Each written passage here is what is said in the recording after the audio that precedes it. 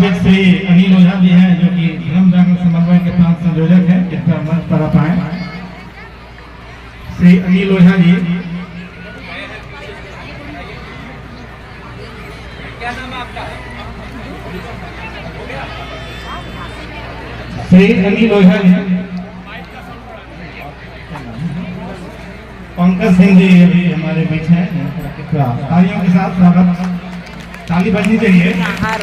दिखाई नहीं दे। ये सामाजिक कार्यकर्ता है। चल जा रहे हैं इधर उधर। श्रीमती जागृति सिंह जी कृपया मंच के समीप हैं। महाराज जी इनका रुद्राक्ष माला के साथ स्वागत करेंगे, आशीर्वाद देंगे। महाराज जी को पहले महाराज जी का आशीर्वचन रुद्राक्ष स्वरूप। अनिल जी हैं हमारे दक्षिण बिहार के धर्म जागरण समन्वय के प्रांत संयोजक। आशीर्वचन आशीर्वाद रुद्राक्ष माला के रूप में तालियों के साथ स्वागत होना चाहिए। जिस संगठन के तत्वावधान में यह कार्यक्रम हो रहा है उसके प्रांत के संयोजक हैं अनिल जी, अनिल ओझा जी। श्री चंद्रशेखर सिंह जी हैं, ये भी आए हैं। इसमें मैंने बुलाया था तो शायद आसपास नहीं होंगे।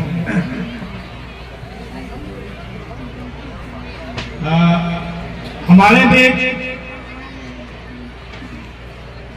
नेता प्रतिपक्ष श्री विजय कुमार सिन्हा जी हैं। हमारे विचार परिवार के मुख्यमंत्री, हमारे विचार परिवार ने अपना मुख्यमंत्री माना है। कृपया आप मंच के समीप आए और महाराज जी का आशीर्वचन लें।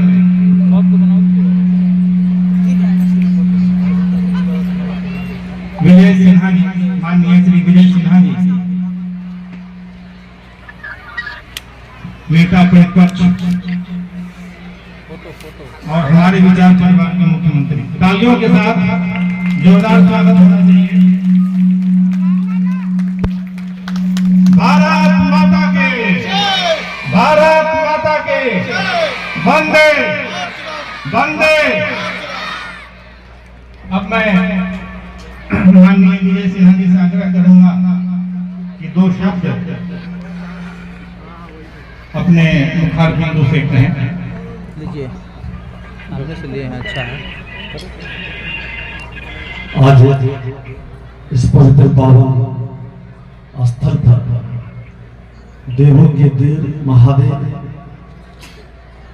जो गुरु के रूप में हम लोग जब से होश संभाले, इनको सानिध्य प्राप्त करने का प्रयास किया। और महादेव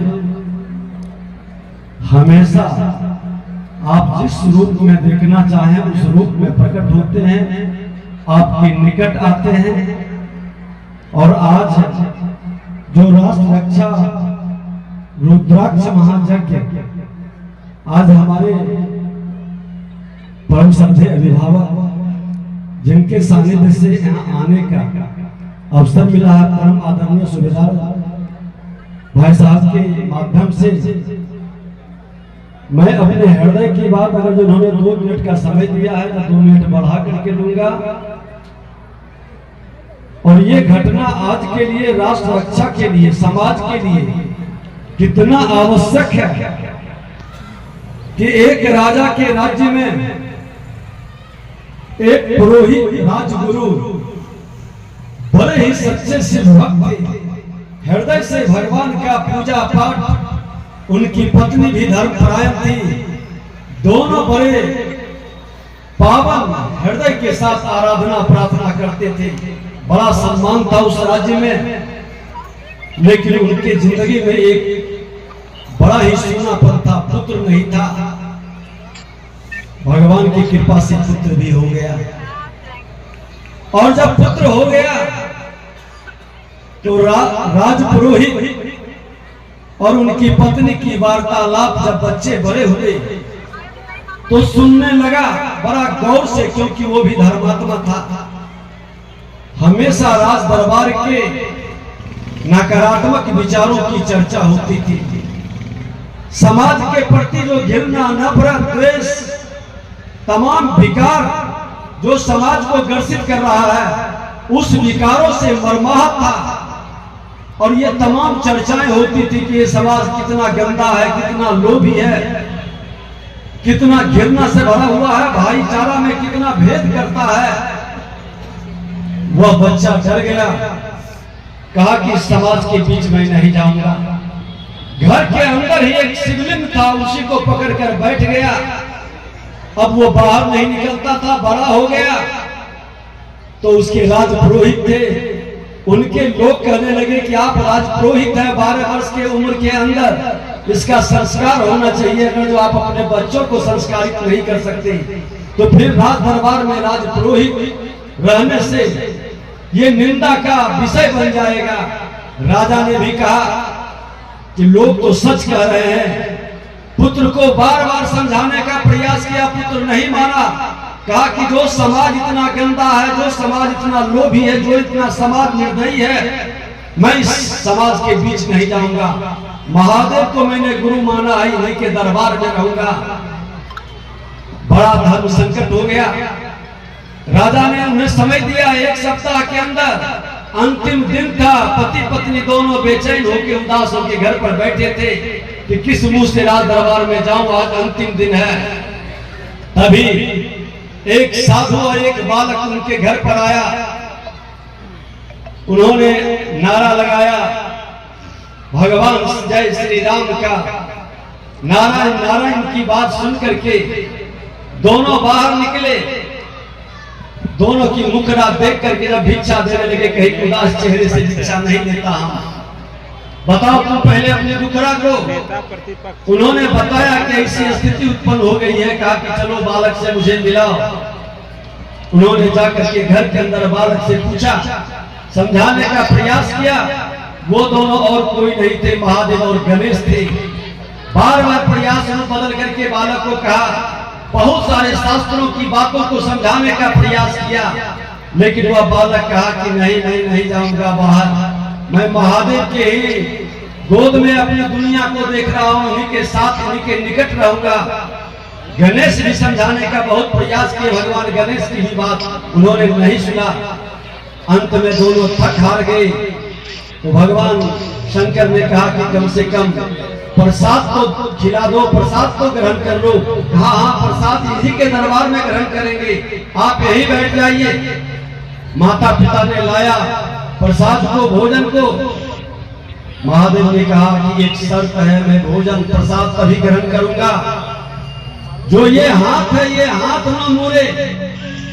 ये हाथ बिना मुड़े हुए प्रसाद मुंह में चला जाए तभी मैं ग्रहण करूंगा, और हाथ मुड़ गया हुआ प्रसाद मैं ग्रहण नहीं करूंगा। अब बालक बड़ा प्रयास कर रहा था, हाथ को कभी इधर कभी उधर, बिना मोड़े मुख में जाए कैसे। बड़ा स्थिति विचित्र था। माता पिता भी बैठे थे, महादेव और भगवान गणेश भी बैठे थे। हाथ को इधर उधर करते करते हाथ माता के मुख पर चला गया। उन्होंने कहा कम से कम मैं नहीं खाया तो माता के मुख में डाल दो। माँ को खिला दिया, फिर हाथ बढ़ाया, पिता को खिला दिया, फिर उस महात्मा जो भगवान के रूप में महादेव थे उनके मुख में खिला दिया, गणेश के मुख में खिला दिया, उन लोगों ने भी इसके मुख में खिला दिया। महादेव ने कहा बस तुम्हारी जिंदगी सार्थक हो गई, तुम सफल हो गए। यही कमी समाज में रह गई। ये मुख जब तक अपने मुख तक जाता है, समाज में नफरत, घृणा, द्वेष, सारे विकार ग्रसित रहते हैं। ये हाथ जब तक दूसरे के मुख में चला जाता है, ये समाज स्वर्ग हो जाता है, सब देवता की तरह पूजनीय हो जाते हैं। आज समाज में इसकी जरूरत है। आज हम लोग, आप लोग अपने की चिंता से ज्यादा औरों की चिंता करें। अपने लिए जीना एक जिंदगानी है, औरों के लिए जीना एक कहानी है। और आज हम उनका समय लिए क्षमा चाहते हुए आज समाज में राष्ट्र रक्षा के लिए आवश्यक है। और देवों के देव महादेव तो हमारे जगत पिता हैं, और जगत पिता जगत माता की ये वाणी हम आप मिलकर के याद रखेंगे। तमाम बंधनों को तोड़ करके तमाम विकारों से मुक्त होकर आज सनातन के संतानों को जगाने के लिए और सनातन के मान सम्मान स्वाभिमान को राष्ट्र रक्षा के लिए कोई भी प्रधान सेवक अगर जो हमारे आपके बीच में पूरी जिंदगी आपके लिए अर्पित कर देता है और पूरे माँ भारती के धरती पर जन्म लिया है, कोई भी जाति धर्म क्षेत्र भाषा का लोग उसको अपना परिवार मानता है, तो इससे बेहतर अवसर नहीं आएगा। इस 21वीं सदी के भारत को हमको आपको मिलकर के गवाह नहीं भागीदार बनकर के एक नया वातावरण बनाना है। इसी के साथ आप सबों को नमन करते हुए महात्मा जी के चरणों में अपनी श्रद्धा सुमन हम अर्पित करते हैं। बहुत बहुत धन्यवाद। सत्संग में तेरे जो भी आता खाली झोली भर ले जाता, हम सब आए तेरे द्वार।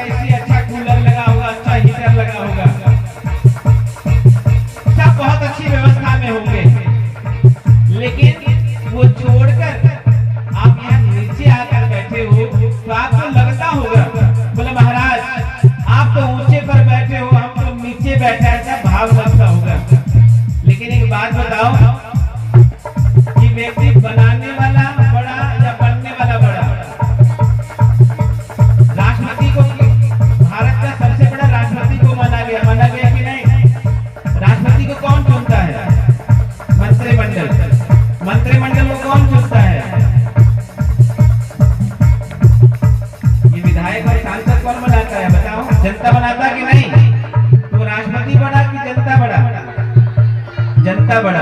तो बनाने वाला बड़ा कि बनने वाला बड़ा? बनाने वाला बड़ा। उसी प्रकार आप नीचे बैठकर भी अगर आप मुझे ऊंचे आसन पे बिठाए हो तो ये आपकी बड़ाई है, ताली बजाकर स्वागत कर लो।